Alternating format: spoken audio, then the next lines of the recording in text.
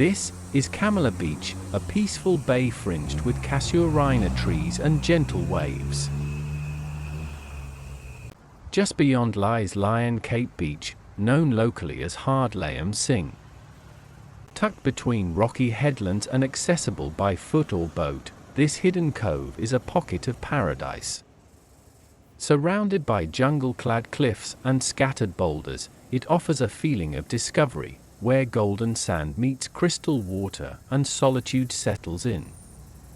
Once a fishing village, Kamala has held on to its laid-back charm, offering long stretches of sand where time seems to slow and the mornings are marked by the soft hush of the tide.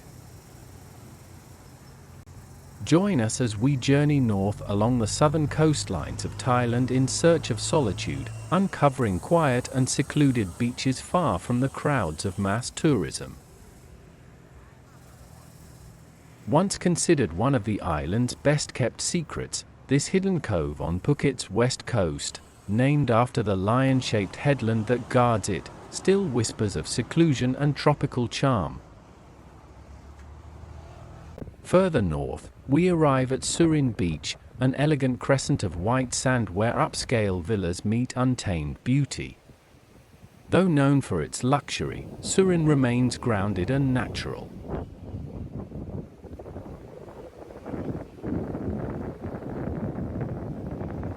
From here, you can gaze across the bay and watch planes ascending from Phuket International Airport, their distant engines a faint echo above the sound of the surf. Also located on Phuket's west coast, this sweeping arc of soft white sand is often referred to as the Millionaire's Row Beach. The water here is crystal clear and shifts in hue throughout the day, from gentle turquoise in the morning to deep sapphire by dusk. We are in the dry season and the sea is calm and perfect for swimming, though the monsoon months often bring rolling surf and dramatic skies.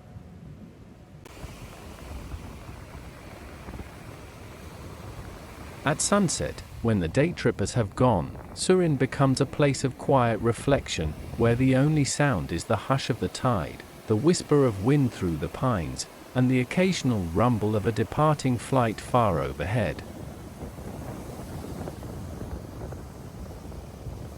We take a quiet stroll along the shoreline, guided only by the faint glimmer of moonlight, the rhythmic sound of waves, and the warm glow from a beachside pub in the distance. As we follow the water's edge, the beach reveals a different kind of life, one that stirs only after dusk, drawn to the quiet of the darkness. As we walk back along the beach road, we spot two barn owls perched high in a roadside tree, silhouetted against the darkness of the evening sky. As both the eastern barn owl, Tyto javanica, and the common barn owl, Tyto alba, are widespread across Southeast Asia, we are unsure which one these two are. Though the eastern barn owl is more commonly found in forested and agricultural areas, the common barn owl has a much broader range, extending across Europe, Africa, Asia, and beyond. From this distance, their shapes are unmistakable, large heads with heart-shaped faces, but the subtle details that set the two subspecies apart remain elusive from where we stand, lost in the darkness. With only a phone camera to capture the moment, it's difficult to make out the finer distinctions. At first, these two nocturnal birds of prey sat still, separated in different parts of the tree, making screeching calls to each other that cut through the night, sharp and eerie. But then, the one on the lower branches took flight, soaring up to join the other higher up in the tree. The next day, we leave Phuket Island, crossing the Sarasin Bridge that stretches over the channel that separates Phuket from the mainland.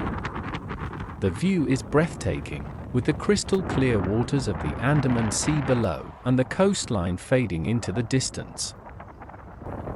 We continue to Hard Thai Meuang, a serene sandy stretch located in Phang Nga province.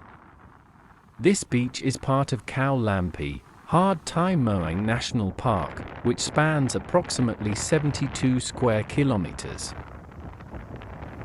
Renowned as a critical nesting site for sea turtles, the beach plays a vital role in conservation efforts. Each year, traditional events are held here, such as the release of baby turtles back into the sea, marking a moment of hope and renewal. Park rangers are dedicated to protecting the nesting grounds, patrolling the beach every night to prevent hunters and wild animals from disturbing the turtles or their eggs. The primary species that comes to breed here is the hawksbill sea turtle. This critically endangered species is recognized by its beautiful, patterned shell and distinctive hawk-like beak, which is adapted for feeding on sponges found in coral reefs. Hawksbills are vital to the marine ecosystem, helping maintain the health of coral reefs by controlling sponge populations. We continued our northward journey along Thailand's west coast, and late into the night, with no hotel in sight, we pitched our tent in the dark on a quiet, elevated stretch of beach. We're awakened early by the rising temperatures of the summer heat and are surprised by the beauty that surrounds us.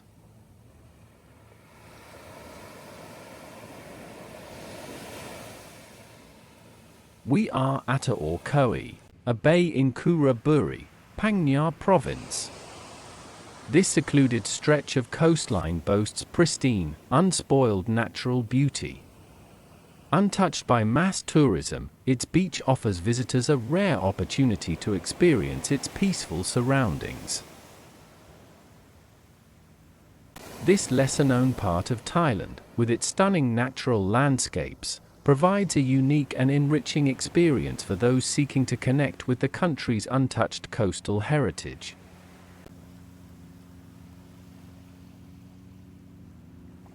Apart from the distant hum of engines from fishing boats returning from their nightly journey at sea, there is little sign of human activity. The stillness of the early morning adds to the sense of seclusion, as the coastline remains quiet and undisturbed. This prompts me to set off on a walk to explore the shoreline.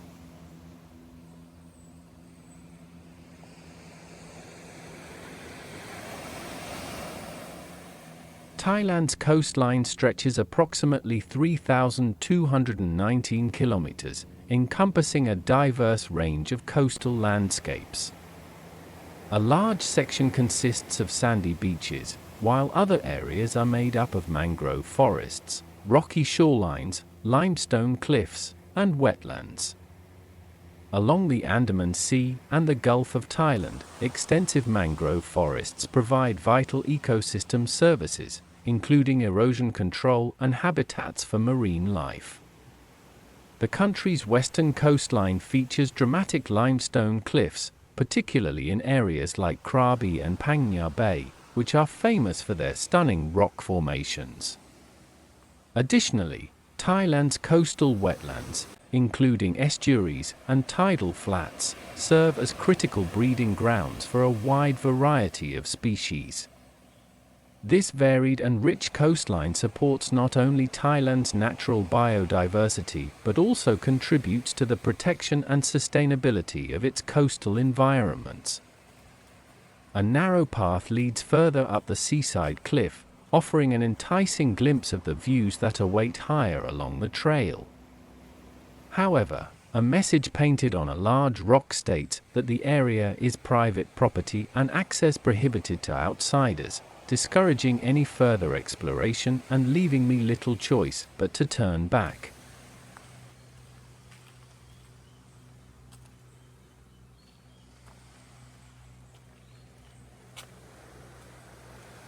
Passing by a few oil palms, I come across a sea almond tree, botanically classified as Terminalia catappa.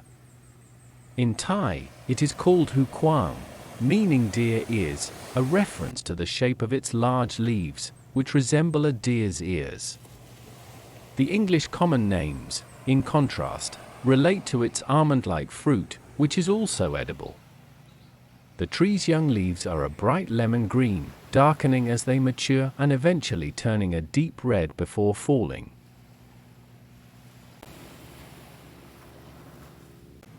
In the wild, it typically grows along beaches or near freshwater sources, as its buoyant fruits are naturally dispersed by water. Beyond its visual appeal, the sea almond is also prized for its durable, water-resistant hardwood. In Polynesia, its timber has traditionally been used in the construction of canoes.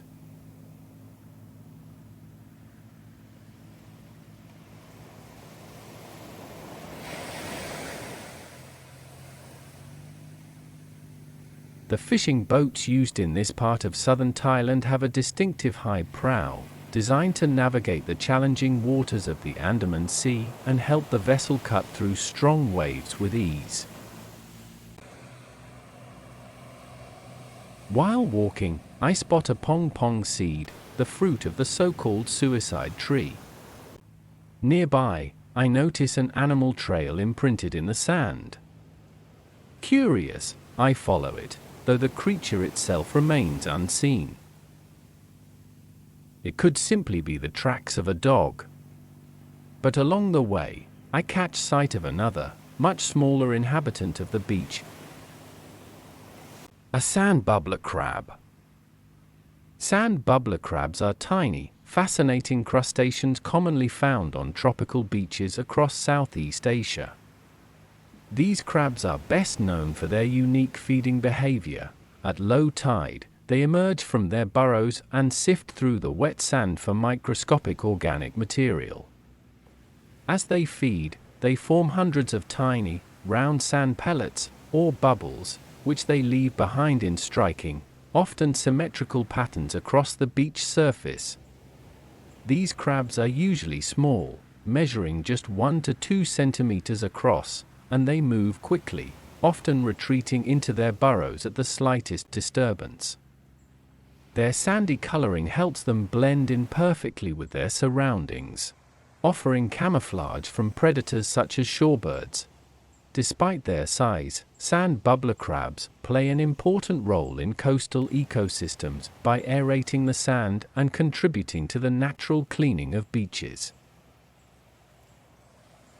When I return to our tent, I find Dom already awake, rummaging through the small stash of food we picked up the night before at the last 7-Eleven we came across, a branch tucked beside a fuel station, and the only place we managed to grab something to eat before nightfall.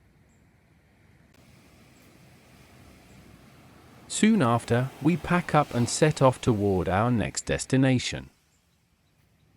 Thale Nok. This beach is located in Ranong province, along a peaceful and largely undeveloped stretch of Thailand's western coastline.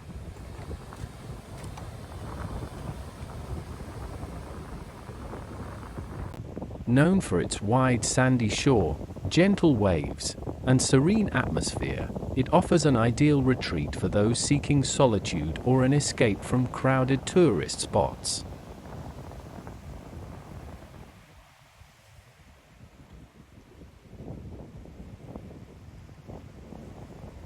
The mountain in front of the coast is part of Laem Son National Park, a marine national park known for its rich biodiversity and stunning coastal landscapes.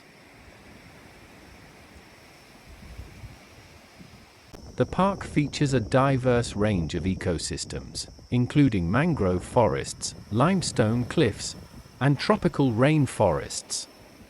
Renowned for its abundant wildlife, it provides habitats for rare bird species, marine life, and vibrant plant communities. Laem Son is also celebrated for its pristine beaches, crystal-clear waters, and picturesque islands, making it a haven for ecotourism and nature lovers.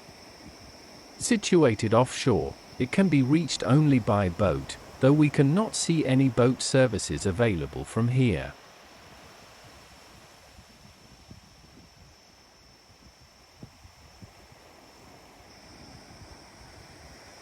So, we decide to search for a boat that can take us there. we follow a road lined with casuarina trees. These distinctive evergreen trees, with their slender, needle-like foliage resembling pine needles, can grow to impressive heights. Casuarinas are commonly planted along beaches or coastal areas as windbreaks, with their deep roots helping to anchor the soil. Known for their resilience, they thrive in sandy coastal soils and are often used to stabilize dunes and prevent soil erosion.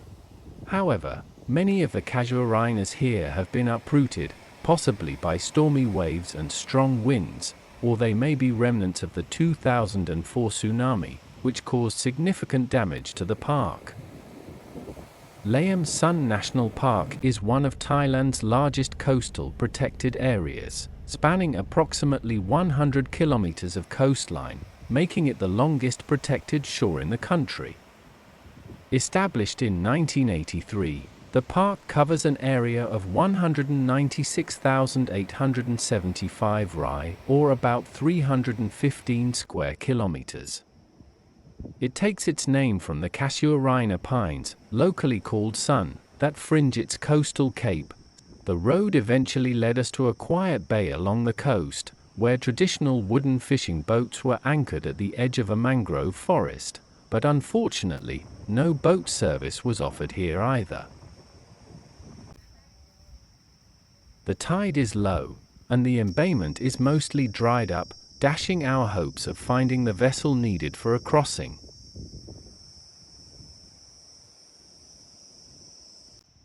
Instead, we take a look around and spot some fiddler crabs scuttling along the mudflats.